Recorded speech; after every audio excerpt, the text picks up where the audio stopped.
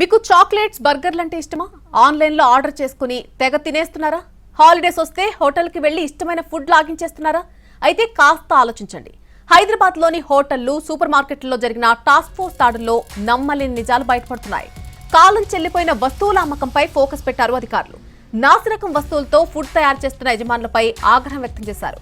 Ratnadeep super మార్కెట్లలో నాసిరకం chocolates ఉన్నాయంటూ కూడా టాస్క్ ఫోర్స్ అధికారులు గుర్తించడం జరిగింది. జంబో కింగ్ బర్గర్ లో క్వాలిటీ లేని పిజ్జాలు కూడా సీజ్ చేశారు. KFCకి సరైన మెడికల్ అనుమతి లేనట్టుగా గుర్తించారు టాస్క్ ఫోర్స్ అధికారులు. 5 స్టార్ ఫుడ్ కోర్ట్స్ లో కూడా నాణ్యత లోపించినట్టుగా గుర్తించారు.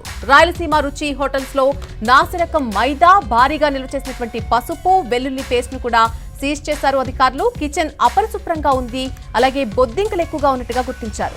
షాగౌస్ హోటల్లో కూడా నాసిరకం వంటకాలు తయారు చేస్తున్నట్టుగా చెప్తున్నారు అధికారులు.